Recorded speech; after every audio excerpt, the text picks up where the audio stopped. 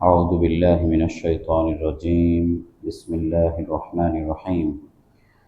في الدنيا والآخرة ويسألونك عن اليتامى قل إصلاح لهم خير وإن تخالطوهم فإخوانكم والله يعلم المفسد من المصلح ولو شاء الله لأعنتكم إن الله عزيز حكيم. ولا تنكحوا المشركات حتى يؤمن ولا أمة مؤمنة خير من مشركة ولو أعجبتكم ولا تنكحوا المشركين حتى يؤمنوا ولا عبد مؤمن خير من مشرك ولو أعجبكم أولئك يدعون إلى النار والله يدعو إلى الجنة والمغفرة بإذنه ويبين آياته للناس لعلهم يتذكرون.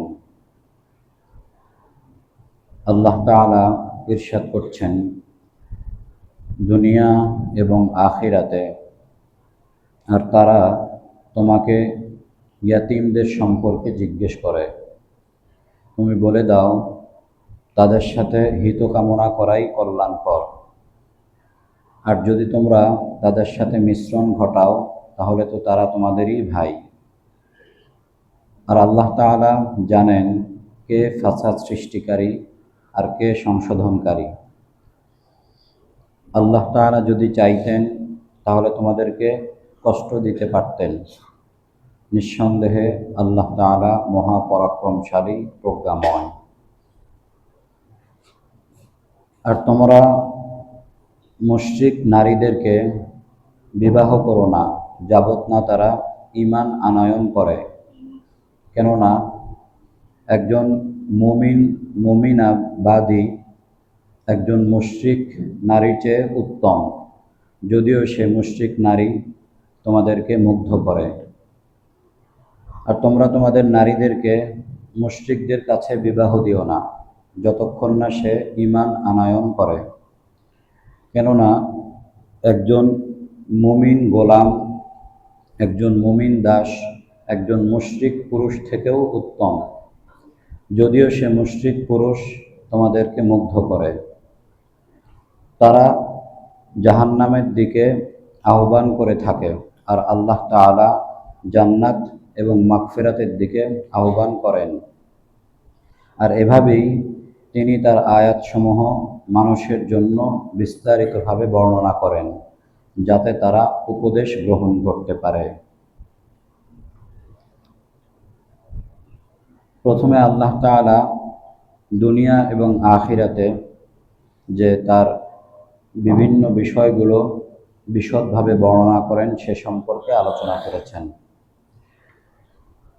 এর আগের আয়াতের শেষ অংশে আল্লাহ পাক বলেছেন, আল্লাহ তাআলা এভাবেই তোমাদের জন্য তার আয়াতসমূহ বিবৃত করেন যাতে তোমরা চিন্তা ভাবনা করতে পারো। দুনিয়া এবং আখিরাতে আল্লাহ পাক যত বিষয় রয়েছে দুনিয়া এবং আখিরাতের সকল বিষয় সুস্পষ্টভাবে বর্ণনা করেছেন, মৌলিকভাবে সকল বিষয় সুস্পষ্টভাবে বর্ণনা করেছেন।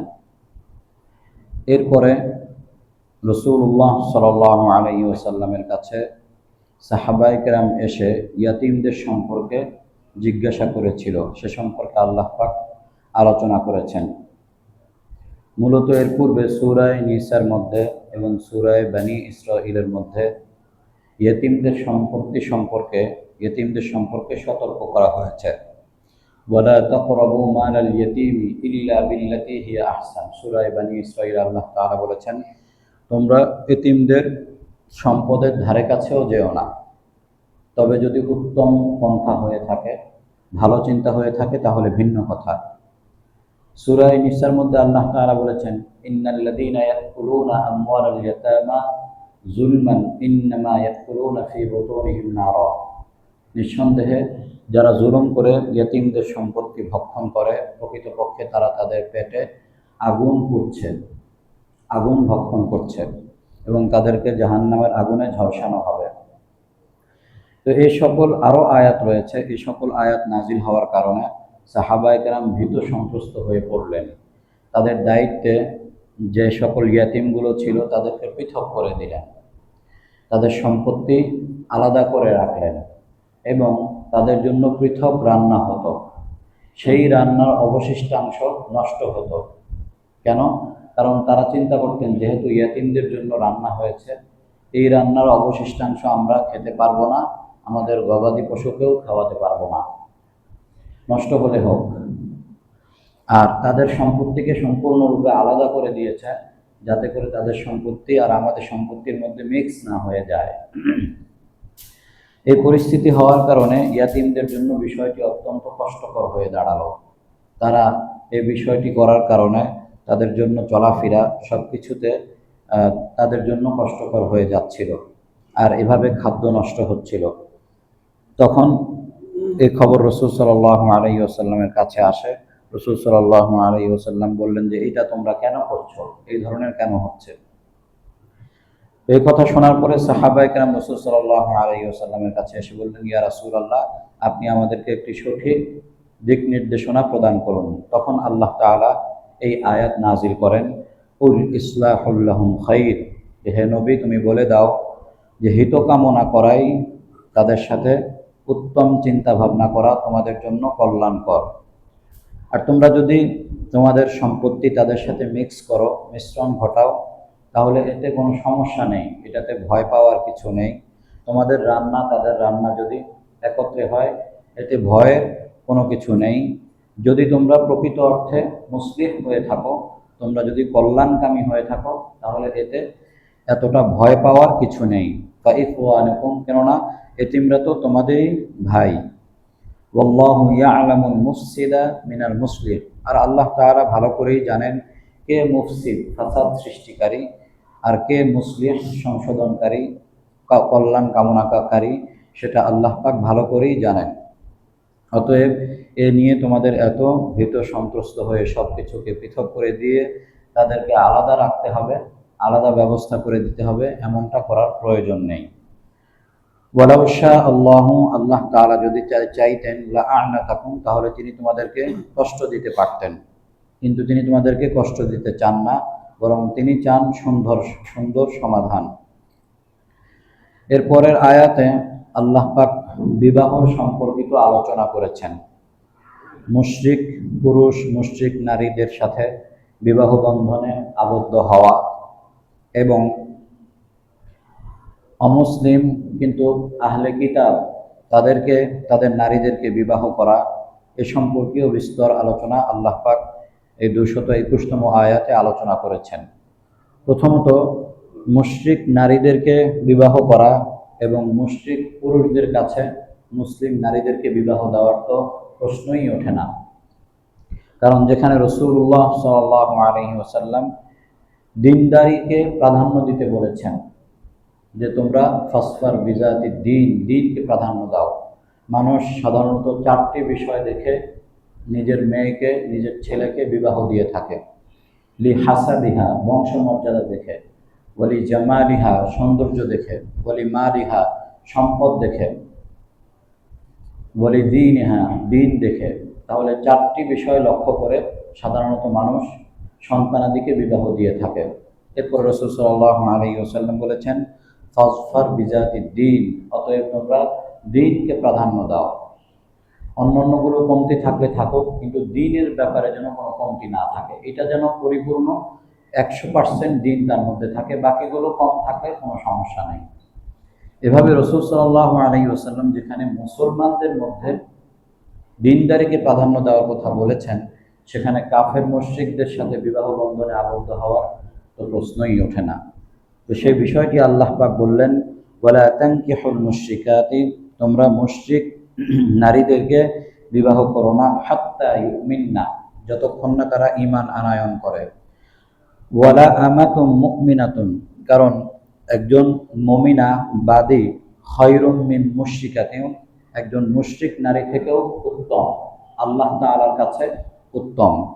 ওয়ালাউ আজাবাকুম, যদিও সেই মুশরিক নারী তোমাদেরকে তার সৌন্দর্য, তার টাকা পয়সা, অর্থ বৈভব, তার বংশমর্যাদা, এসব কিছুর মাধ্যমে তোমাদেরকে মুগ্ধ করে থাকে, তদুপরি ওই মুমিন বাদী তোমাদের জন্য উত্তম।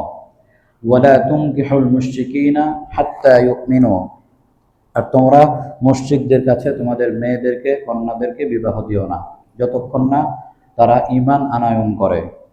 ওয়ালা আবদুম মুমিনুন খায়রুম মিন মুশরিকিন ওয়ালাউ আ'জাবাকুম, কারণ একজন মুমিন দাস বা মুমিন গোলাম তোমাদের জন্য উত্তম একজন মুশরিক পুরুষ থেকে, যদিও সে মুশরিক পুরুষের টাকা পয়সা, সৌন্দর্য, বংশমর্যাদা তোমাদেরকে মুগ্ধ করে থাকে। এরপরে আল্লাহ পাক তাদের ব্যাপারটি বললেন যে তারা জাহান্নামের দিকে মানুষকে আহ্বান করে থাকে। কিভাবে আহ্বান করে সে বিষয়টি মুফাসসিরিন কিরাম বিস্তারিত ব্যাখ্যা করেছেন। যে অমুসলিম যারা কিতাবী রয়েছে তাদের বিবাহ করার একটি বিষয় রয়েছে। কোরআনে আল্লাহ পাক অন্য জায়গায় বলেছেন যে অমুসলিম যারা কিতাবী রয়েছে, আহলে কিতাব অর্থাৎ ইয়াহুদি এবং নাসারা, তাদের কন্যাদেরকে বিবাহ করা বৈধ, আহলে কিতাবদের মেয়েদেরকে বিবাহ করা বৈধ।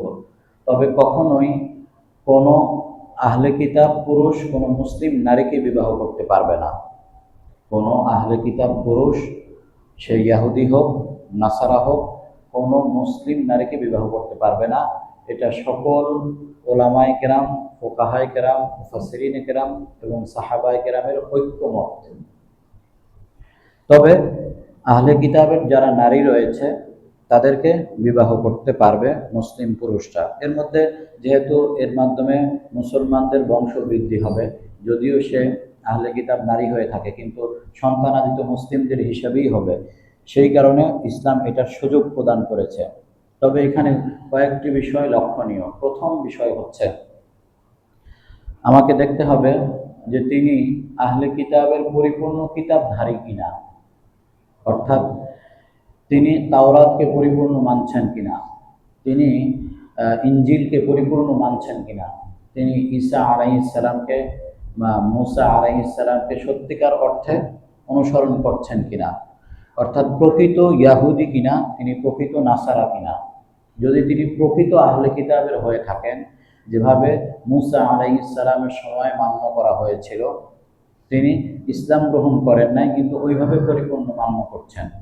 ঈসা আলাইহিস সালামের সময়ে খ্রিস্টানরা ঈসা আলাইহিস সালামকে যেভাবে মান্য করেছেন সেইভাবে পূর্ণরূপে মান্য করা হচ্ছে। শুধুমাত্র তিনি ইসলাম গ্রহণ করেন নাই, এছাড়া পরিপূর্ণরূপে তিনি খ্রিস্ট ধর্মের উপরে আছেন, পরিপূর্ণরূপে তিনি ইহুদি ধর্মের উপরে আছেন, বিকৃত ধর্মের উপরে নয়, বিকৃত ধর্মের উপরে নয়। সঠিক ইয়াহুদি, সঠিক খ্রিস্ট ধর্মের উপরে যদি থেকে থাকেন তাহলে তাদের নারীদেরকে বিবাহ করা বৈধ। এত সত্ত্বেও তা আবার আল্লাহ তাআলার কাছে, আল্লাহর রসুলের কাছে, সাহাবায়ে কেরামের কাছে অপছন্দনীয়।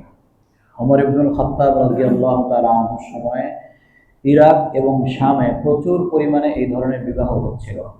এরপরে ওমর রাদিয়াল্লাহু তাআলা আনহু ফরমান জারি করলেন যে এভাবে বিবাহ করা চলবে না, কেননা এটি দ্বীনি ক্ষেত্রে প্রভাব বিস্তার করে এবং রাজনৈতিক ক্ষেত্রেও বিব্রতকর পরিস্থিতি সৃষ্টি করে থাকে।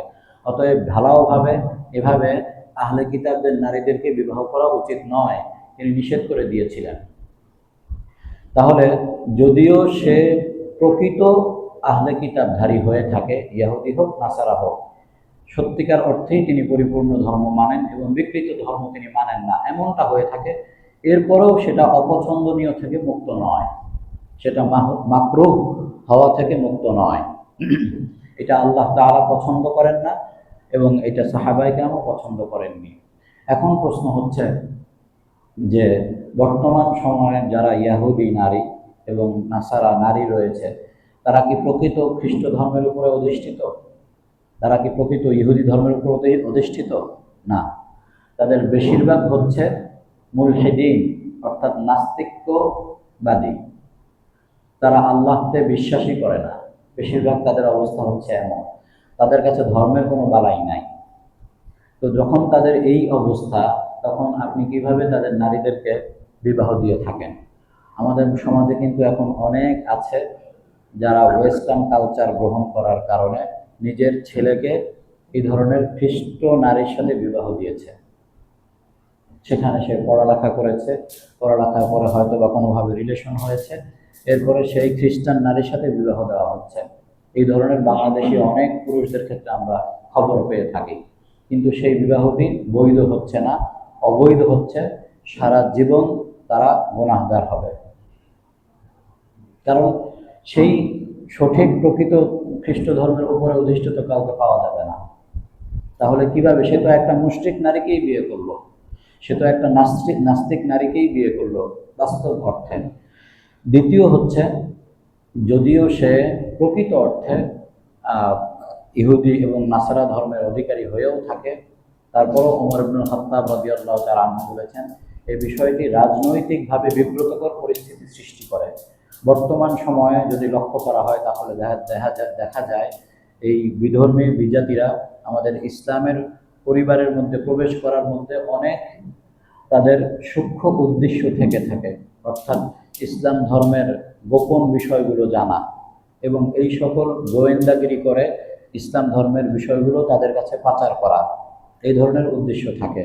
এবং ইসলামের মধ্যে পুরুষদের মধ্যে প্রভাব বিস্তার করা, নিজেদের প্রতি আকৃষ্ট করা, নিজেদের প্রতি আকৃষ্ট করার মাধ্যমে নিজেদের ধর্মের প্রতি আকৃষ্ট করা হচ্ছে এবং মুসলিম পুরুষদের উপরে প্রভাব বিস্তার করা হচ্ছে ওই সকল নারীদের মাধ্যমে। তাহলে সেই 1400 বছর আগে ওমর ইবনুল খাত্তাব রাদিয়াল্লাহু তাআলা আনহু কতটা সুদূর প্রসারী চিন্তার অধিকারী ছিলেন, কতটা দূরদর্শী তিনি ছিলেন। তিনি বলেছিলেন বিষয়টি ইরাকে এবং শামে যেভাবে এইভাবে নারীদেরকে বিবাহ করা হচ্ছে আহলে কিতাবদেরকে, তাতে মনে হচ্ছে যে এটা রাজনৈতিকভাবে বিব্রতকর পরিস্থিতির সৃষ্টি করবে। তাহলে ব্যাপারটা এমনই হচ্ছে যে তারা এই বিবাহ বন্ধনে আবদ্ধ হওয়ার মাধ্যমে আমাদের পরিবেশকে, আমাদের ইসলাম ধর্মের বিষয়গুলোকে মুসলিম রাষ্ট্রের মধ্যে তারা একটা পরিস্থিতি সৃষ্টি করতে চাচ্ছে, সেই কারণে তারা বিবাহ বন্ধনে আবদ্ধ হচ্ছে। এক প্রকার গোয়েন্দাগিরি বলা যেতে পারে। তো এই সব দিক দিয়ে তার বিষয়টি এমনই দাঁড়াচ্ছে যে আহলে কিতাবদের যারা নারী রয়েছে তারা যদিও প্রকৃতপক্ষে তাদের ধর্মের অনুসারী হয়ে থাকে, পরিপূর্ণ মুসা আলাইহিস সালাম এবং তাওরাতকে পরিপূর্ণ মেনে থাকে, তদুপরি রাজনৈতিকভাবে বিষয়টি বিব্রতকর এবং বিষয়টি মাকরুহ অপছন্দনীয় হওয়ার কারণে ওলামায়ে কেরাম এটাকে অবৈধ বলেছেন। কেননা উলাইকা ইয়াদউনা ইলান নার, তারা জাহান্নামের দিকে আহ্বান করে, তাদের উদ্দেশ্যই হচ্ছে তাদেরকে তাদের ধর্মের প্রতি আকৃষ্ট করা, তারা জাহান্নামের প্রতি আকৃষ্ট করবে এবং এর মাধ্যমে বহু পুরুষ তার ধর্মের প্রতি দুর্বলতা সৃষ্টি হবে। এই খ্রিস্টান বা ইয়াহুদি নারীকে বিয়ের মাধ্যমে তার বিভিন্ন ধরনের অবস্থা প্রেক্ষিতে তার অন্তরের মধ্যে যে ঈমানের নূর ছিল সেটা ধীরে ধীরে নিভতে শুরু করবে এবং ইসলামের বিভিন্ন বিষয় তার কাছে প্রশ্ন হয়ে দাঁড়াবে। এই ধরনের পরিস্থিতি সৃষ্টি হতে থাকবে। তো সেটাই আল্লাহ পাক বলেছেন উলাইকা ইয়াদউনা ইলান নার, তারা তো জাহান্নামের দিকে আহ্বান করে, তাদের উদ্দেশ্য হচ্ছে এই সকল বিবাহ বন্ধনে আবদ্ধ হওয়ার মাধ্যমে জাহান্নামের দিকে নিয়ে যাওয়া। কিন্তু ওয়াল্লাহু ইয়াদউ ইলাল জান্নাতি ওয়াল মাগফিরাতি বিইذনি, আর আল্লাহ তাআলা জান্নাত এবং ক্ষমার দিকে তোমাদেরকে আহ্বান করে থাকেন। আর এভাবেই আল্লাহ তাআলা তার আয়াতসমূহ বিশদভাবে মানুষের জন্য বর্ণনা করেন, যাতে